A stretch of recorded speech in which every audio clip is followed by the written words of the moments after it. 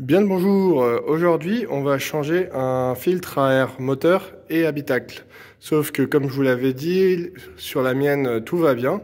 En fait on va le faire sur une autre Mini, celle d'un pote, sur laquelle j'ai fait la vidange très récemment. Sauf que comme je connaissais pas trop encore, j'ai oublié quelque chose. En fait, quand on fait une vidange, il faut effectivement faire la vidange, mais il faut aussi remplacer le filtre à air d'habitacle et le filtre à air moteur. Alors, c'est pas précisé ici, mais il faut le faire. Et du coup, vu qu'à l'époque je savais pas, je l'ai pas fait. Là, c'est l'occasion. C'est parti. Petite note quand même sur ces filtres, sur le programme d'entretien, il y a à la fois un filtre à air d'habitacle et un filtre à charbon actif.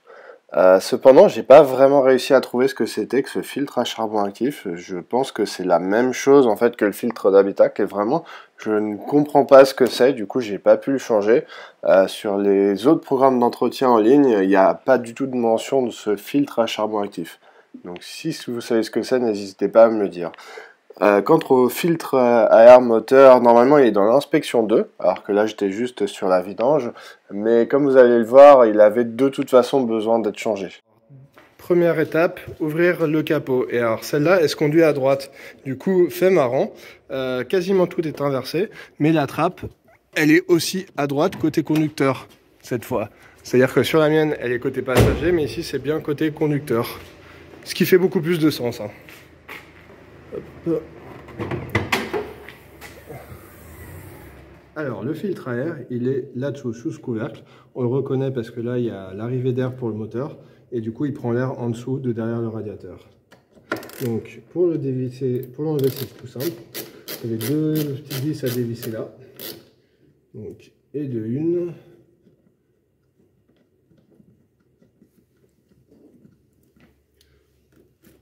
Et la deuxième est là derrière, entre les câbles.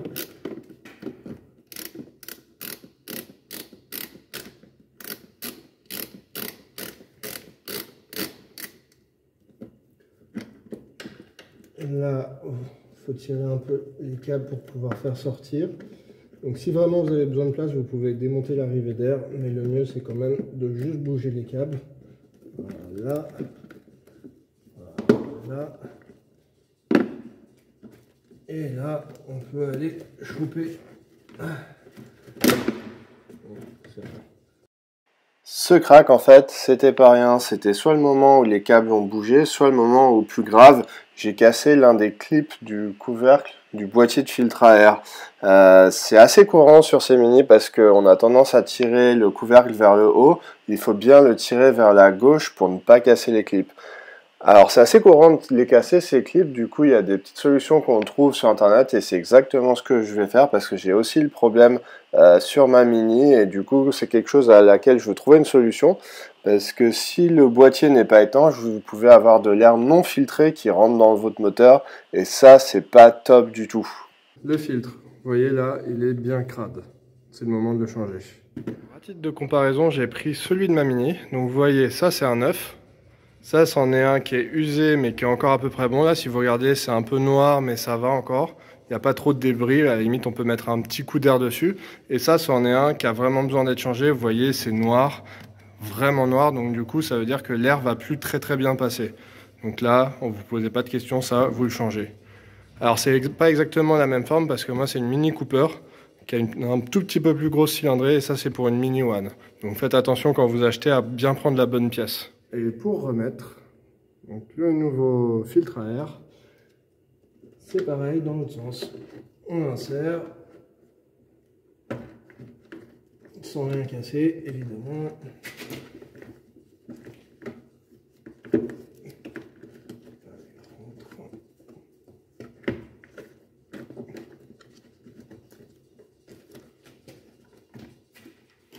Et voilà, il ne reste plus qu'à revisser.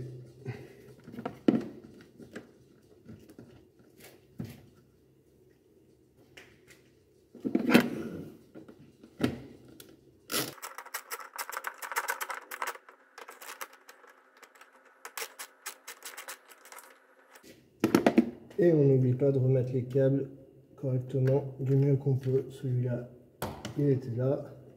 ça c'est dedans, ça c'est dedans. Et on est bon, il n'y a rien qui bouge. Et voilà, passons maintenant au filtre habitacle qui va se trouver du côté passager, peu importe le modèle et le côté, sous le siège passager. Avec la lumière, ça va mieux. Donc on est côté passager. On va aller voir dessous. Hop. Et ici, je vais essayer d'éclairer pour qu'on voit vraiment. Ici, là, voilà, il y a une petite trappe avec 2 clips à l'avant et il y a les mêmes à l'arrière. Donc là, il faut arriver à les enlever. On les a enlevés il n'y a pas longtemps, donc ça va plutôt pas mal. Mais sinon, ça peut être vraiment plus galère à enlever. Hop. Donc à l'arrière, je vous les montre pas parce que je peux pas tenir la lumière en même temps. Et je t'ai cassé un truc. Je t'ai cassé là, donc je vais échanger avec la mienne. Comme ça, c'est moi qui aurai le truc cassé. Et rebelote, en voici un neuf. Un peu usé qu'on peut remettre qui vient de la mienne. Et un vraiment usé qu'il faut changer. Donc celui-là va être remplacé par celui-là. Et celui-là, on va juste mettre un petit coup et le remettre comme ça. Pour remettre, il faut faire attention au sens de l'air. Donc l'air vient d'en haut et va vers le bas. Donc là, ici, on est dans le bon sens. Surtout, ne le mettez pas à l'envers parce que sinon, ça va mal filtrer. Ensuite, à l'arrière, vous voyez qu'ici, là, il y a un truc. Ici, faut que le... C'est plutôt ici, on le voit bien là. Il faut que le filtre à air aille dedans. Hop. Donc là, vu qu'il est neuf, il n'est pas très souple. Mais il faut arriver à le bien glisser à l'intérieur. Et pardon, j'ai mal montré, c'est pas ici, c'est ici. Hop.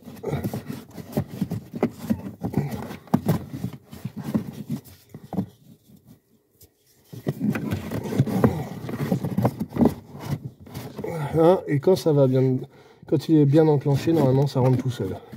Pas trop besoin de forcer un petit peu parce qu'il est dur, mais sinon ça rentre tout seul.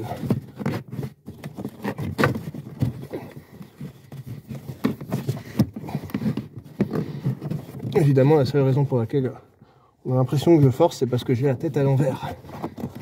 Et ça rend pas les choses simples.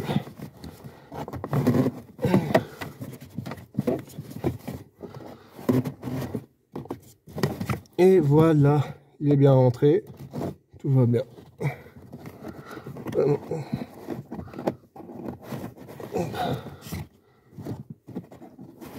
Et on l'emmène bien jusqu'au fond, sinon on va avoir des endroits où il va être un peu trop plié et ça c'est pas top. Voilà, il n'y a plus qu'à mettre le couvercle. Hop, et là encore, on fait gaffe, effectivement ça suit. Le côté, les deux côtés vont à l'intérieur et il n'y a plus qu'à clipser.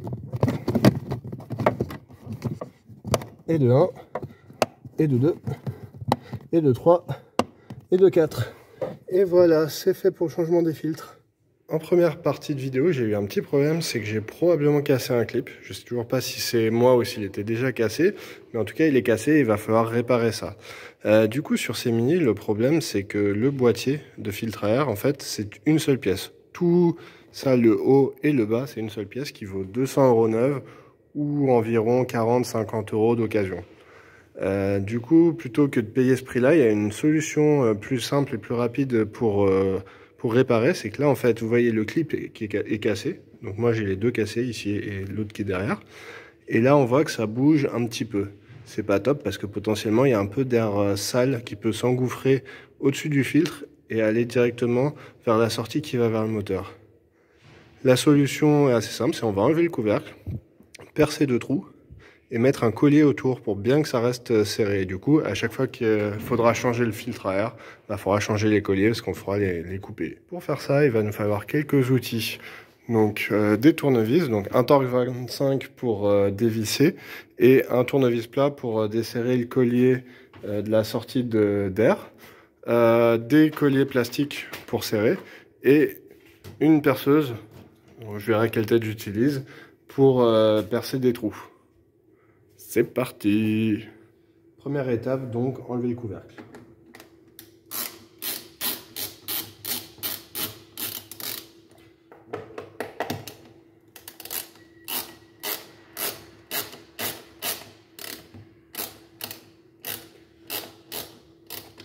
Là, les câbles sont un peu dans le passage. Il y a un petit clip. Si vous y arrivez, vous pouvez l'enlever. Si ça saute, c'est pas très grave. Je l'ai remis tout à l'heure, j'arrive plus à le renlever. Tant pis. Ensuite, il va falloir enlever le clip ici. Alors, c'est un peu dommage parce que ça, c'est un clip qui est un peu emmerdant à enlever. Ceux avec des vis sur des modèles plus récents sont mieux. Mais là, on va y aller au tournevis plat.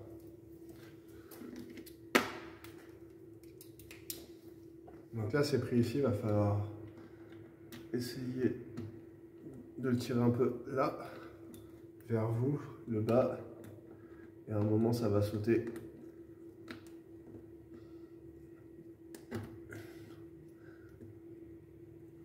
Donc vous pouvez y aller un peu plus en force.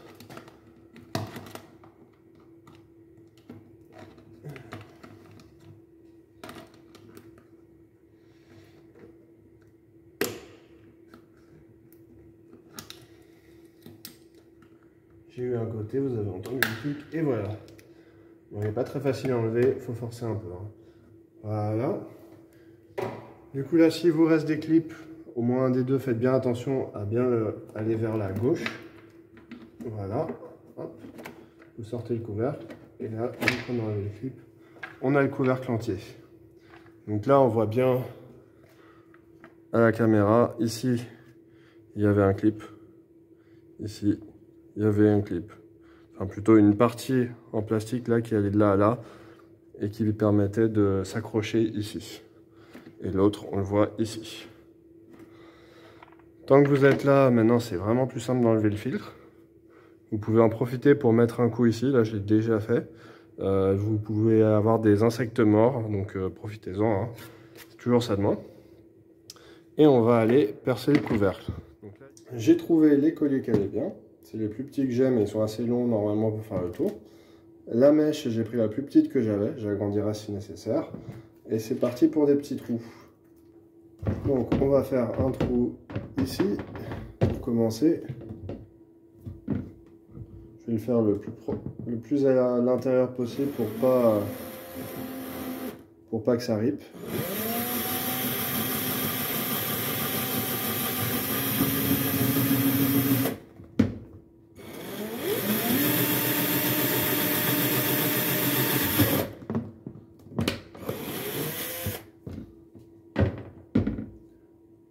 Et demain, si on essaye de passer le collier dedans, ça passe pas très bien, donc je vais agrandir un peu. Hop, la tête du dessus.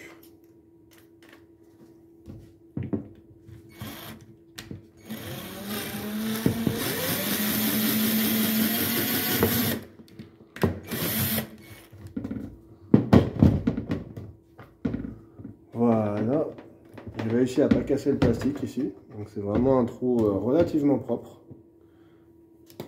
Et là, ça passe bien dedans, ce qui était le but. Alors là, le problème que j'ai, c'est qu'ici, ça va un peu glisser. Donc je vais aussi percer un trou ici. Ça peut dépendre des modèles. Sur l'exemple que j'ai pris, il n'y avait pas ça. Mais là, je vais pas avoir le choix. Je vais toujours commencer par la petite tête pour vraiment y aller le plus doucement possible et ne rien abîmer. Et on agrandit le trou. Et voilà, sans casser le plastique. Là, du coup, le collier va faire ça. Ensuite, il va passer là. Et il ne me reste plus qu'à faire pareil de l'autre côté. Donc au final, ça va faire pour mon couvercle 8 trous et pas 4.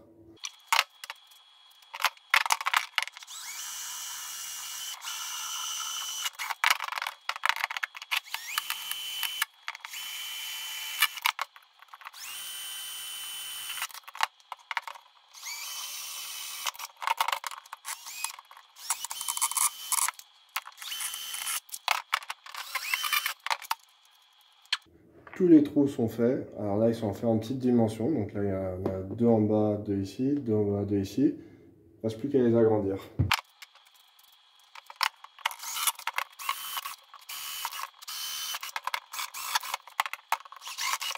Et voilà, il reste plus qu'à nettoyer un petit peu. Je vais essayer de bien enlever tout ça. J'ai vraiment pas envie que ça se retrouve dans mon moteur.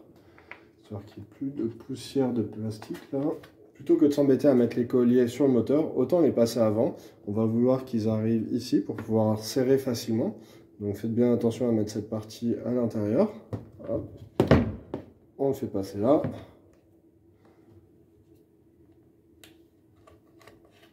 Et ici, on fait l'angle. Et il a fait le tour. Il n'y a plus qu'à le faire passer dedans.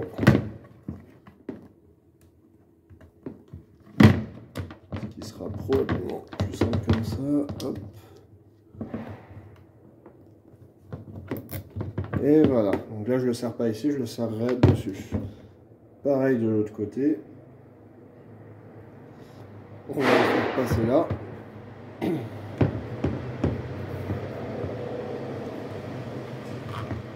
Voilà.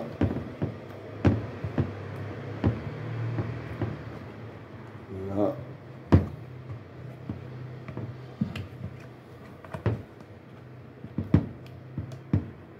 Là.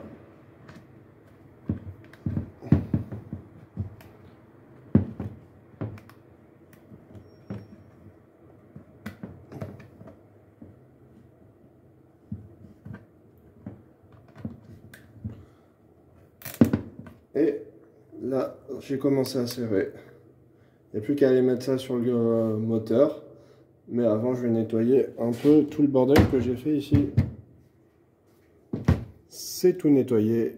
On admire une dernière fois le travail. Donc évidemment, le plastique a un peu souffert par endroits, vu que j'ai percé comme j'ai pu. Mais c'est un travail qui est dans l'ensemble plutôt propre. J'enlève les derniers petits bouts qui peuvent rester. Sachant qu'il était de toute façon déjà abîmé. Hein. Vous voyez ici, ça c'était probablement déjà là. Et il y a d'autres petits trucs qui étaient déjà là.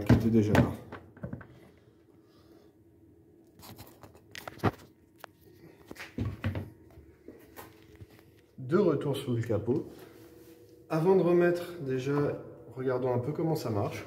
Au fond là, il y a l'arrivée d'air, donc qui passe bien par le dessous. Donc ça rentre dessous. Et ça va vers le dessus. Donc en général, la partie sale, ça va être ici. Ici, vous avez l'arrivée d'air. Donc contrairement à ce que j'ai dit avant, c'est pas derrière le radiateur, mais au-dessus. Donc ça peut quand même être un peu chaud. C'est pour ça que certains modifient leur Mini pour avoir une arrivée d'air froid autre part. Bon là, je ne fais pas dans la performance, donc il n'y a pas de souci. J'en profite pour la reclipser parce que c'est un peu déclipsé. Ça ne mange pas de pain. Voilà, comme ça, là, c'est bien aligné.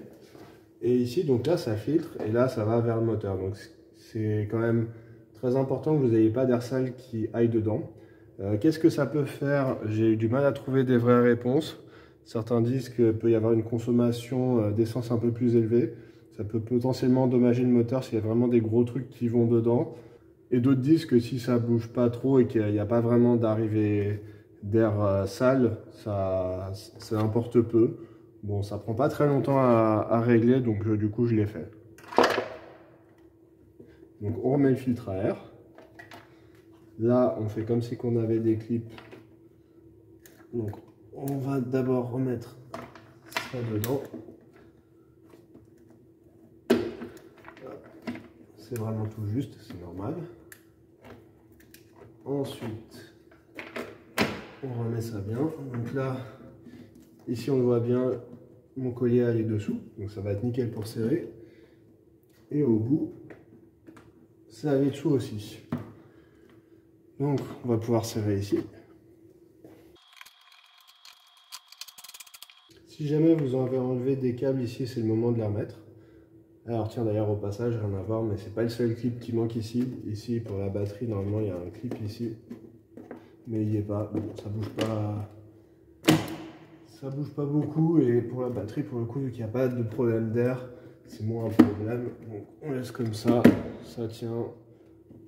Je remets bien ce qui a bougé ici et ça sera bon pour ça. Hop. Ensuite, il faut remettre ce collier là. Alors, il est vraiment très relou à mettre. J'ai fait un essai avant de filmer. J'ai vraiment galéré. Donc, j'ai pas vraiment de technique. C'est vraiment dur à mettre. Je l'ai même un peu tordu parce que j'ai filmé avant pour tester. Normalement, avec une pince, il y en a qui arrivent à le remettre. Moi, la meilleure méthode que j'ai trouvée, c'est d'appuyer ici avec quelque chose de mou. Donc ça, c'est du caoutchouc. Et tapoter jusqu'à ce que ça rentre. Voilà, et là ça va rentrer. C'est la deuxième fois que je le fais, donc la deuxième fois ça va forcément mieux.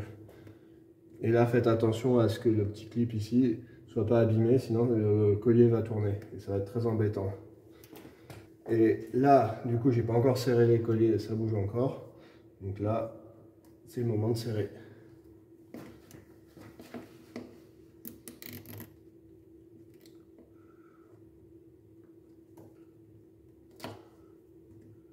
Et là, ça bouge plus du tout.